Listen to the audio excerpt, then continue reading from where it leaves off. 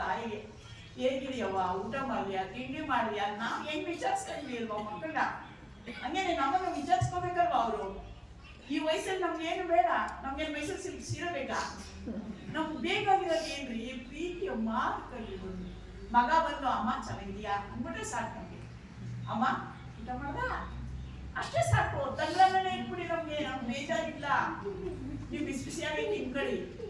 ಅದನ್ನೂ ಕೂಡ ಯೋಗಿದ್ದೇನೆ ಸಂಶಯಿಸಿದ್ರು. ವೃದ್ಧಾಶ್ರಮಗಳು ಜಾಸ್ತಿ ಆಗ್ತಾ ಇದೆ. ಯಾಕೆ ಜಾಸ್ತಿ ಆಗ್ತಾ ಇವೆ ಹೇಳಿ? ಮಾನವೀಯತೆ ಕಡಿಮೆ ಆಗ್ತಾ ಇದೆ ಮನುಷ್ಯನಿಗೆ. ವಿದ್ಯಾವಂತನಾಗಿದ್ದಾರೆ, ಅಷ್ಟು ಬುದ್ಧಿ ಬೇಡುವ ಮನುಷ್ಯನಿಗೆ.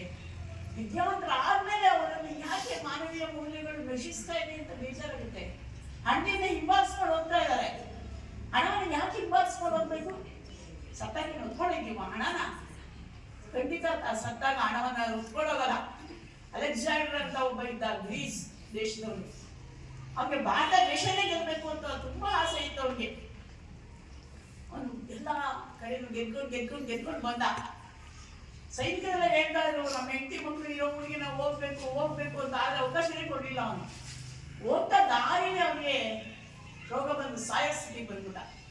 ಆಗ ಅವನು ಹೇಳ್ದ ಸೈನಾಧಿಕಾರಿ ಕರೆದ್ಬಿಟ್ಟು, ನಾನು ಸತ್ತಾಗ ನನ್ನನ್ನು ಬಾಕ್ಸಲ್ಲಿ ಇಡ್ತಾರಲ್ಲ ಅವ್ರು ಬಾಕ್ಸಲ್ಲಿ ಇಡೋದು, ನನ್ನ 2 ಕೈಗಳನ್ನ ಮೇಲೆ ಇಟ್ಬಿಟ್ರಪ್ಪ ಅಂದ. ಯಾಕೆ ಅಂತ ಕೇಳಿದಾಗ, ನಾನು ಏನು ಸಂಪಾದನೆ ಮಾಡಿದ್ದೀನೋ ಅದು ಯಾವ್ದೂ ತಗೊಳ್ತಾ ಇಲ್ಲ, ಬರಿಗೈಯಲ್ಲೂ ಹೋಯ್ತಾ ಇದ್ದೀನಿ ನಾನು, ಅದು ಜಗತ್ತಿಗೆ ತಿಳಿಬೇಕು, ಅದಕ್ಕೋಸ್ಕರ ನನ್ನ ಕೈನ ಮೇಲೆ 2 ಕೈಗಳನ್ನ ಮೇಲೆ ಇಟ್ಬಿಟ್ಟೆ. ಆಮೇಲೆ ನನ್ನ ಬಾಡಿಯನ್ನ, ಆ ಬಾಕ್ಸ್ ಇರ್ತಲ್ಲ ಅದನ್ನ 4 ಜನ ಡಾಕ್ಟ್ರೇ ಹೊತ್ಕೊಂಡು ಹೋಗ್ಬೇಕು ಅಂತ. ಯಾಕೆ 4 ಜನ ಡಾಕ್ಟರ್ ಹೊತ್ಕೊಂಡೋಗ್ಬೇಕು ಅಂತ ಕೇಳಿದಾಗ, ನನಗೆ ಸಾವು ಬಂದಾಗ ಡಾಕ್ಟರ್ ಕೈಲೋ ನನ್ನನ್ನು ಉಳಿಸೋದಿಕ್ಕೆ ಸಾಧ್ಯವಿಲ್ಲ. ಡಾಕ್ಟರ್ ಕೈಲಿ ಉಳಿಸೋಕ್ಕಾಗತ್ತಾ? ಪ್ರಯತ್ನ ಪಡ್ತಾರೆ ಅಷ್ಟೇ, ಒಂದು 4 ದಿವಸ ಮುಂದೆ ಹೋಗ್ಬೋದು ಅಷ್ಟೇ. ಆದರೆ ಡಾಕ್ಟರ್ಗಳು ಸತ್ತಿದ್ದಾರೆ ಇಲ್ವಾ? ಸಾಯೋ. ಅದಕ್ಕೋಸ್ಕರ ಸಾವು ಸಮೀಪಿಸಿದಾಗ ಡಾಕ್ಟ್ರು ನಮ್ಮನ್ನ ಸಾಯೋದಕ್ಕೆ ಸಾಧ್ಯವಿಲ್ಲ, ನಮ್ಮನ್ನ ಉಳಿಸೋದಿಕ್ಕೆ ಸಾಧ್ಯವಿಲ್ಲ. ಅದಕ್ಕೋಸ್ಕರ ಅವರೇ ಮಾಡಿ. ಮತ್ತೆ ನಾನು ಇಷ್ಟು ದಿವಸದವ್ರಿಗೆ ಬಲವಂತವಾಗಿ ಎಷ್ಟೋ ಸೈನಿಕರನ್ನ ಸಾಯಿಸಿ ಮಾಡಿ ಬೇಕಾದಷ್ಟು ಗುಡ್ಡೆ ಹಾಕಿದ್ದೀನಲ್ಲ, ರಾಶಿ ಚಿನ್ನ ಒಡವೆ ಹಣನ ಅದೆಲ್ಲ ಓದಿದ್ದು ಚೆಕ್ಕ ನೋಡೋಗಿ. ಯಾಕೆಂದ್ರೆ ಹಣವನ್ನು ನಾನು ತಗೊಂಡೋಗ್ತೇನೆ. ಇಂತಹವರು ಸತ್ಯವನ್ನ ತಿಳಿಸ್ಬಿಟ್ಟು ಹೋಗಿದ್ದಾರೆ ನಮ್ಗೆ. ಆದ್ರೂ ಜನಕ್ಕೆ ಇದು ಸತ್ಯನೇ ಅರಿವಾಗಿಲ್ಲ. ಅದೇ ನಿಮಗೆ ಅಶೋಕನ ಬಗ್ಗೆ ಗೊತ್ತಿದೆ. ಅಶೋಕ ಚಕ್ರವರ್ತಿ ಕಳಿಂಗ ಯುದ್ಧವನ್ನ ಮಾಡ್ದ. ಕಳಿಂಗ ಸ್ಮಾರ್ಟ್ ರಾಜ್ಯ, ಅದನ್ನ ಗೆದ್ಕೋಬೇಕು ಅಂತ ದೊಡ್ಡ ಸಾಮ್ರಾಟ ಇವನು ಹೋದ.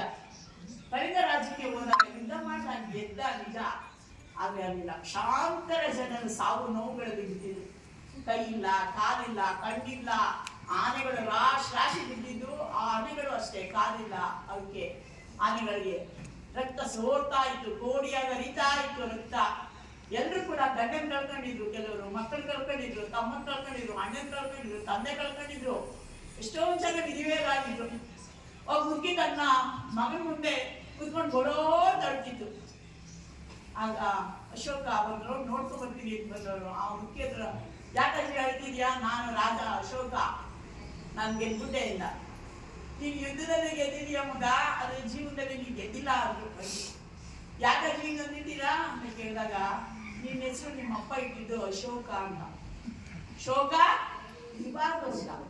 ಆದ್ರೆ ಇಷ್ಟೊಂದು ಜನ ಶೋಕದ ಮಡುವಿನಲ್ಲಿ ನೀವು ಕಳ್ಬಿಟ್ಟಿದೆಯಲ್ಲ, ಇದು ನ್ಯಾಯನ? ಎಷ್ಟೊಂದು ಜನ ನಡೆದಿದ್ದಾರೆ ನೋಡು, ಲಕ್ಷಾಂತರ ಜನ ನಡೆದಿದ್ದಾರೆ.